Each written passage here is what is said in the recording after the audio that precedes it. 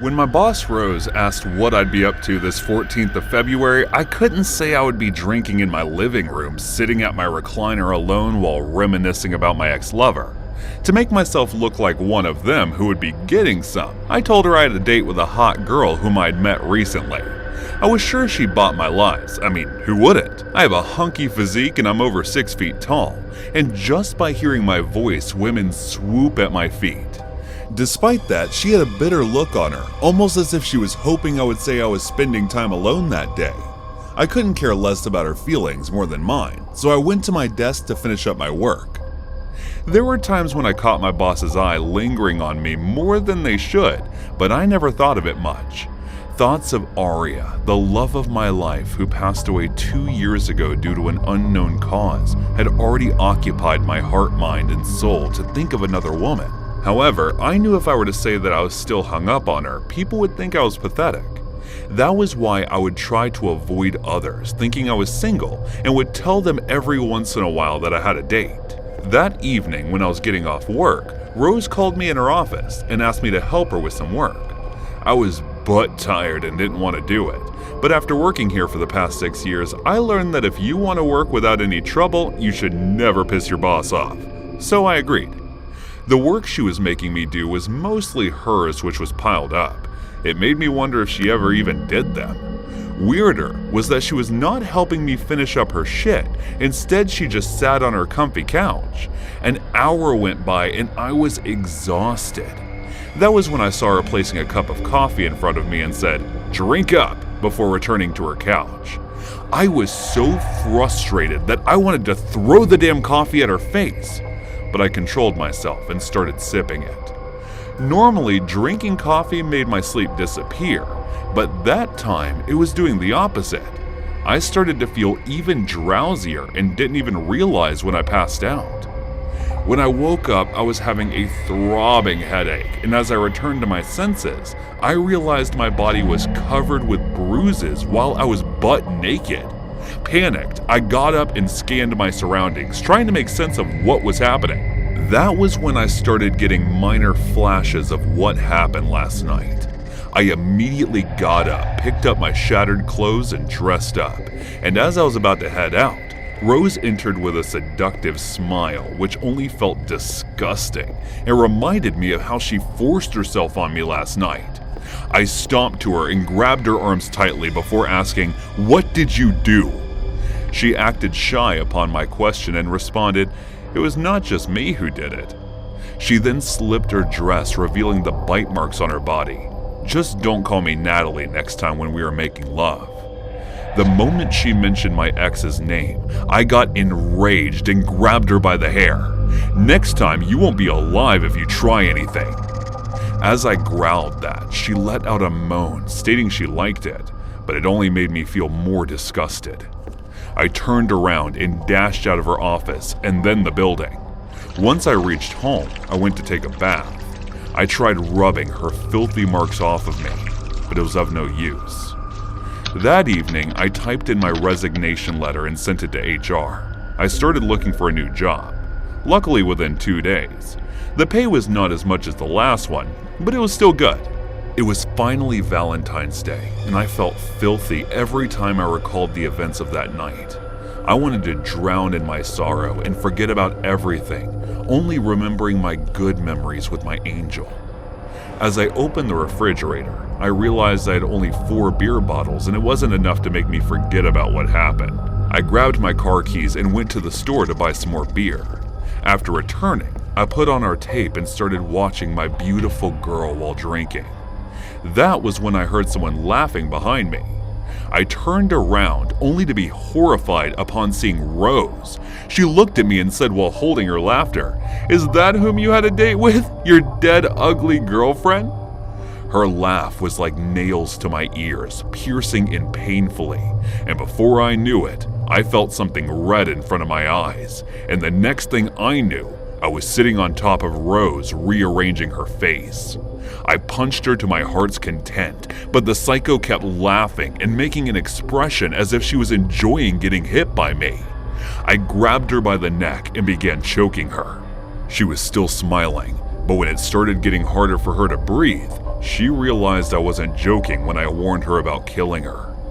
As I saw her expression changing into a horror with each passing second as her feeble life slipped away, I started feeling better. I turned around and watched the scene where Natalie and I were dancing together, playing on the screen. Tears started slipping out of my eyes as I uttered, my voice barely above a whisper, "Don't worry, my love. I promise to be only yours, forever." Hey guys, thanks so much for all the support. If you haven't subscribed to the channel yet, please feel free to do so. I met someone who looked awful lot like my ex-girlfriend, almost as if they were twins separated at birth. However, from what she had told me, their ethnicity was different, so it made that impossible. I figured she must have been a doppelganger. Anyway, this new girl's name was Caroline, and judging from our first date, she seemed nice. We started texting each other regularly. The conversations we would have always would be interesting and pretty engaging, despite her occasional questions about my beliefs in demons.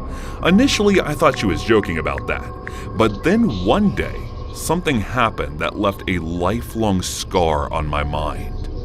The date was the 14th of February, and since it was my first Valentine's with Carol, I had been planning a big surprise for her. She did mention something about not liking surprises, but I thought it wouldn't be a big deal, and besides, what girl doesn't like romantic surprises from her boyfriend? I called her out on a date, and instead of taking her to the restaurant, I started driving to a different location. "Where are we going?" she asked, nervousness visible in her face. "You'll soon find out," I said in an excited tone. She grabbed my face. "Hey!" I screamed in pain as I yanked it to face her and asked in a low, terrifying growl, "Tell me where we are going, Alex, now!" For some reason, I got a feeling that if I did not tell her, she could end me without hesitation. "It's a private pool I booked for a Valentine's Day surprise," I blabbered quickly. She looked at me dead in the eye, taking a brief pause before asking, "Is there more?" I hesitantly nodded, and she didn't have to say anything for me to feel threatened. Her gaze was enough for me to spill everything in detail. Her expression changed as she cheerfully said, "I'd love that. See, this isn't bad. Just never plan surprises and we're all good." For some reason, her behaving that way felt even more terrifying to me. She didn't seem the nice girl I thought she was. Instead, the way she threatened me seemed there was something wrong with her head. I tried shaking it off, and now that she had ruined my surprise, my mood had ruined too. It would have been better if I had just taken her to that restaurant. Though I was angry and mildly scared, she was still my girlfriend, and I had already spent my money on booking that place. Quietly, I drove to the destination, and finally, after what felt like an eternity, we arrived at the opulent poolscape. My initial expectations were to enjoy her surprise yet excited reaction, but seeing her bland reaction, I lost the remaining excitement I had in me. Once we settled down, she went to change into the swimsuit I'd bought for her, and since I had my swimsuit underneath, all I needed to do was take off my clothes. Once she returned from the changing room, I couldn't help but notice the uncanny resemblance she had with my ex.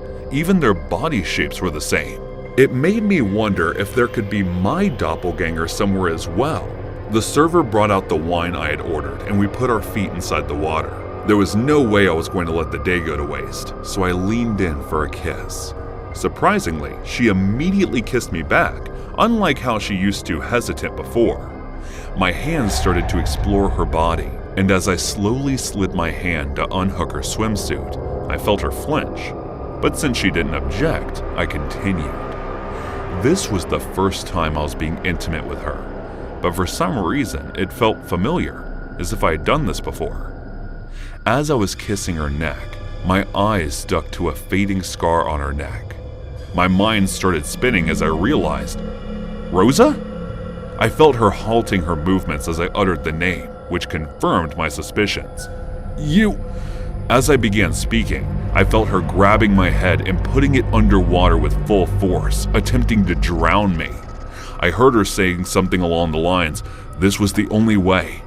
The madness in her eyes made me remember why I broke up with her in the first place. I couldn't believe she went as far as surgery to get back together. I struggled to get away from her grip and somehow managed to grab her hair and pull her into the pool. We fought for control for about half an hour before I finally managed to put her head in the water. Unable to think clearly as I gasped for air, I continued to push her until I felt her stop struggling. As I released her, she started drowning. Panicked, I pulled her out of the water and put her on the poolside. I checked her pulse, but I couldn't tell if she was alive or not. I was too terrified to do anything, so instead of taking her to the hospital, I quickly got up and rushed to change my clothes before heading to the car. Getting in, I put the car keys in and started it into the ignition. Then I quickly drove away. As I was escaping, I realized if someone had found her dead, I would get in trouble. Damn it! I turned the car around and went back to check up on her. However, when I reached, she wasn't there. I started panicking even more, unable to think of what to do next as I wondered if she walked out on her own or if somebody took her body. I ran back to my car and didn't stop until I reached my apartment. Though I never saw her after that and have no idea if she's alive or not, there hasn't been a day by when I don't get her nightmares. Back when I was in my early 20s, I met a girl who set my entire world on fire. She was smart, beautiful, and had passion for art. "We're gonna burn together," she'd say. Not in the literal sense, of course. It's just that romance that we got swept up in was without a doubt the most intense thing I'd ever been involved in with my entire life. It was like a wildfire just burning out of control. Nothing had topped it before, and nothing has topped it since.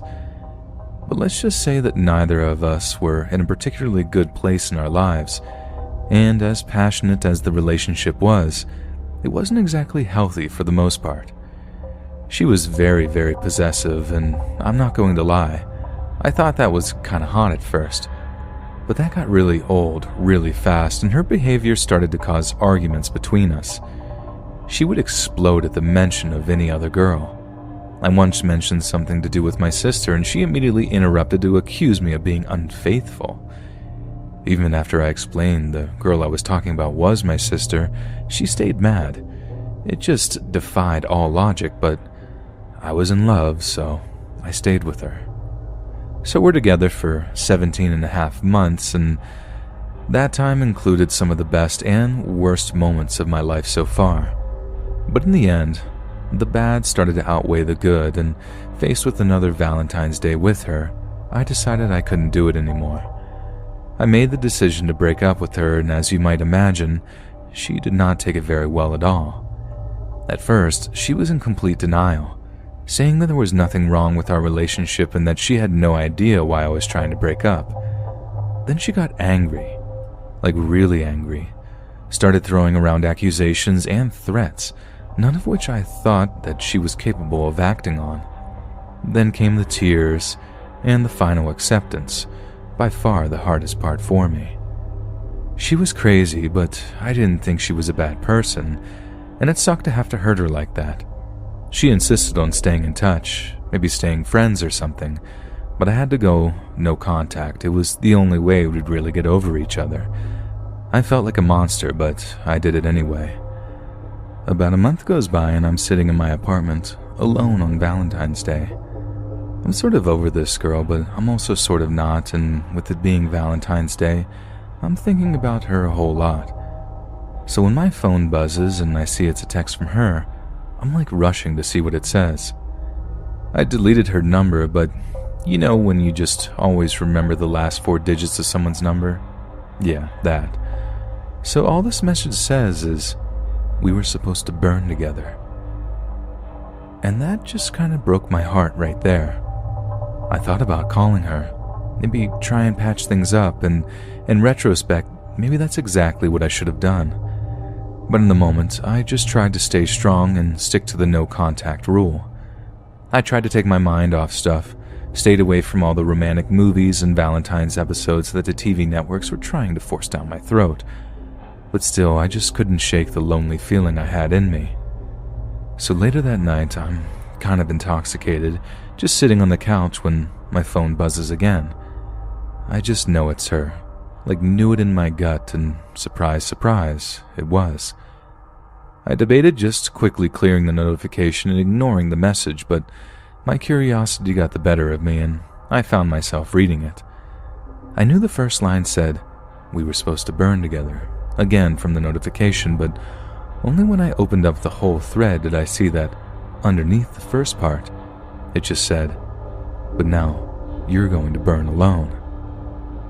Again, it hit me right in the feels. It was incredibly clingy, I know, but at the same time, you can't even deny how poetic that is. Poetry, that's all I thought it was. Just that old metaphor we used to share. I didn't think that she'd take it as far as she did. I didn't think she meant literally burn. Because sometime after that, I'm on my couch and I just started smelling smoke. I go through the stages of thinking I've drunkenly forgotten that I'm cooking, then thinking the neighbors are burning food on accident, then thinking someone is making a campfire outside or something. Just pure denialism, really, not wanting to believe that the apartment building was actually on fire. Then the fire alarm starts going off. I rush downstairs in no shoes or socks, just a pair of shorts and a t-shirt, and run out the back of the building to the fire escape point. And on the way, I see smoke billowing out from under the door of the apartment below me. Minutes later, a fire truck is parked outside of the apartment building, spraying water into the apartment below me, which had been absolutely scorched. It was one of the more surreal experiences of my life. These firemen are asking me if I'm okay, if I needed one of those foil blankets. It was February and it was freezing outside. But all that could come out of my mouth is like, "I know who did this. I know who did this." One of them tells me to get in touch with the police if the cause of the fire was criminal, so I immediately do because, like I said, I had a good idea of who set that fire in the first place. I wasn't quite sure how'd she done it, but having my ex-girlfriend text me "You're going to burn alone," and then all of a sudden there's a house fire? That was a no coincidence to me. No coincidence at all. And over the next couple of weeks, I had to go and stay in my mom's place while some renovation work was undertaken at my smoke-damaged apartment.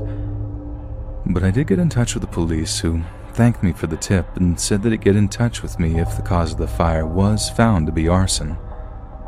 Only it wasn't. They called a little while later to say that a fire department investigator had determined that some faulty wiring was to blame for the blaze, and so they wouldn't need any testimony from me. I brought up the text messages my ex had sent me, how her words seemed to precede the fire in a way that was just too apt to be coincidence. But again, they insisted that no arson was to blame. I even called her and texted her saying that I knew what she had done, that she wouldn't get away with it. But as you can imagine, she played dumb, saying things like, "I don't know what you're talking about. You shouldn't be contacting me." It's something that messes with me to this day, and there are so many unanswered questions that frankly, I'm not sure I want to know the answers to. I just know that one moment she's texting me, telling me I'm going to burn, and the next, my apartment building's on fire. I'm not saying my ex broke into the apartment downstairs and did something to the wiring, but it's even crazier of me to suggest that she willed something like that to happen, or engineered it or something. I know how paranoid that sounds, so I tend not to put that theory out much, but it had such a profound effect on my mind that I still moved apartments not long after, just to be safe. Because to me, there's still something very frightening about that time in my life, something I can't quite explain. And now when I remember that old, "we're going to burn together," it doesn't set me alight anymore. All it does is make my blood run cold. I only write this because I think it might give people an idea of the kind of thinking that goes on inside the head of a stalker.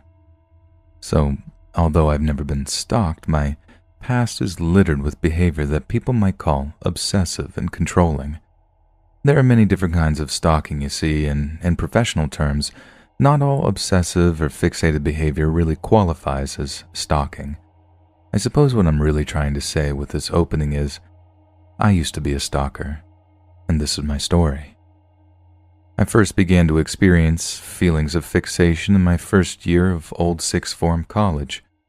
There was this girl named Emma who sat opposite me in English class. All the desks were arranged in a kind of horseshoe shape, and I used to stare at her from across the room, sometimes so deeply that I'd disassociate and be unable to remember a thing the teacher had said. I always tried to avoid getting caught, of course. The last thing I wanted was to scare her. I thought I was in love, you see, and I suppose in my mind I was just gearing up to ask her out. But it wasn't about sharing her company for a few hours on a date somewhere. No.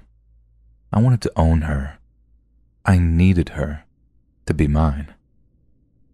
I played it cool enough to get her number during spring term, and I called her one night after school to try to arrange a date.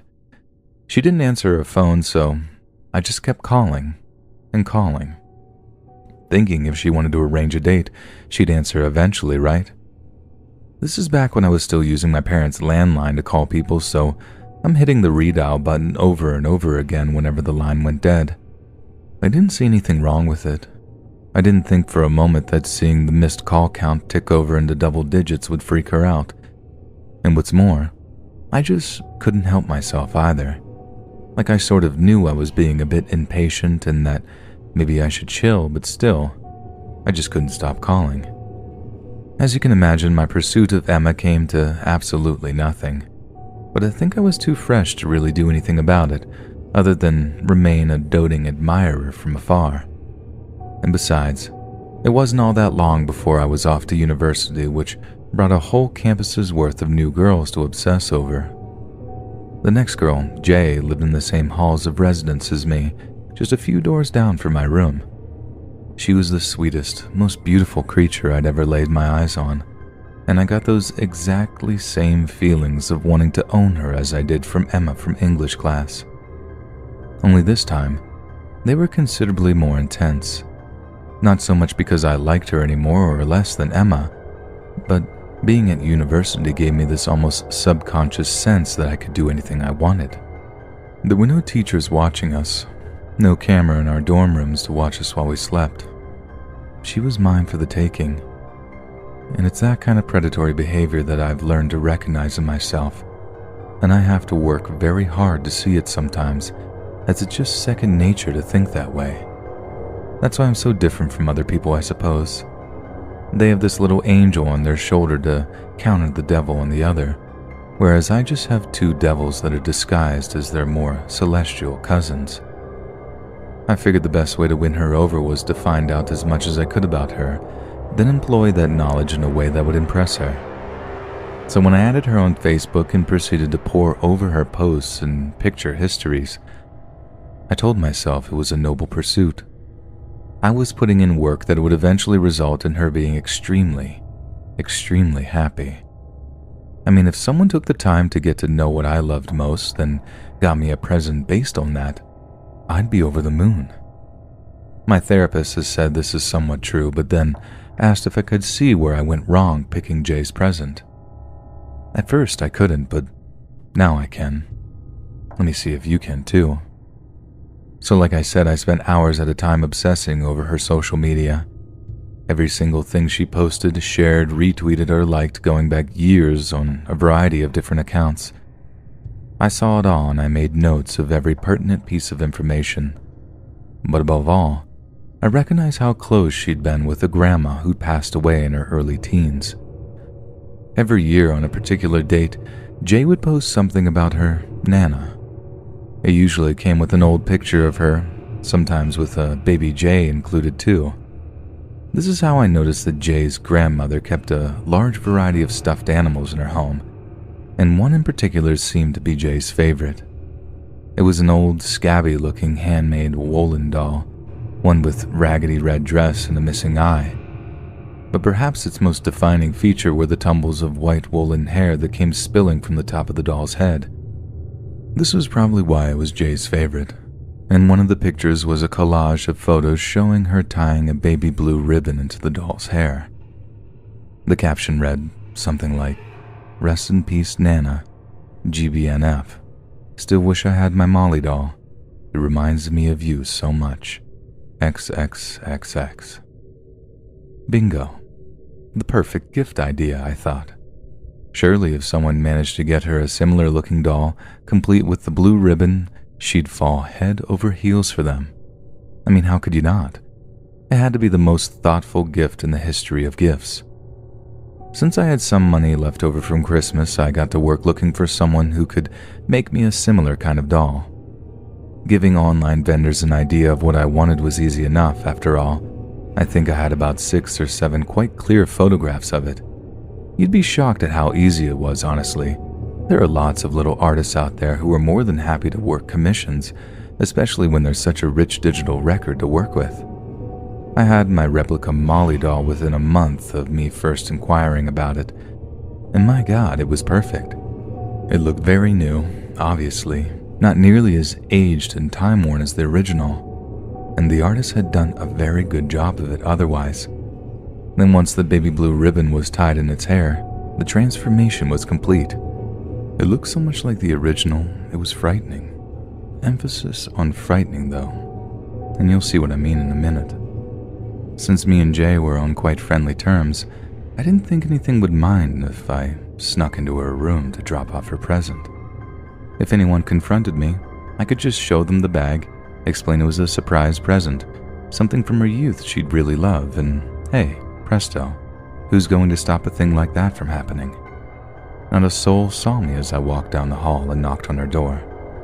We very rarely locked those doors back then, and it was a real community way of living, so even when we went out, we'd leave them open for people to pop in, borrow something, drop off a DVD they borrowed, whatever. In short, I'm practically buzzing with excitement because she's going to walk into her room and see Molly doll sat on her bed, looking right up at her. I had to wait an entire afternoon before Jay came back from lectures, and I was practically shaking with excitement by the time I heard her walking down the hall. But when she opened up her door, I didn't hear any happy, surprise sounds. I just heard screaming and crying. By the time I had the guts to emerge from my room, Jay was crying her eyes out in her friend's room. I mean, she was utterly inconsolable. I didn't know what I'd done wrong at the time, and my therapist says that realizing what I did wrong is a huge part of my treatment plan. There's just one thing I don't tell him, though. One thing I keep quiet about out of pure shame. Jay had been so freaked out by the Molly doll not because it reminded her of her Nana, not because it was such a sudden surprise to see something she'd thought was forever lost. It was the fact that even though Jay was just 11 years old when her Nana passed, she requested that she be buried with the Molly doll. Her logic being that it could keep Nana company until she could join her in heaven. Just about the sweetest thing my therapist had ever heard. I think it's kind of dumb, but I also understand that that's a problem with me, and not a problem with her, or anyone else who harbors sentimental feelings. Eventually, I told Jay the truth about who bought the doll. She was so angry that she punched me in the nose, which made me so angry that I wanted to kill her. I don't mean that in some abstract metaphorical way. I mean, I was out buying a plastic tarp to wrap her body in when I had a kind of come-to-Jesus moment, as the Americans say. The rest is history, I suppose, and here I am, on a plethora of different prescription antipsychotics, just trying to mimic the life of a normal human being. It's not been easy, coming to terms with who or what I am, but it's been worth it. I don't want to live like that anymore. I can't. Because if I allow myself to, I know it'll only be a matter of time before I hurt someone in a way that can never, ever be fixed.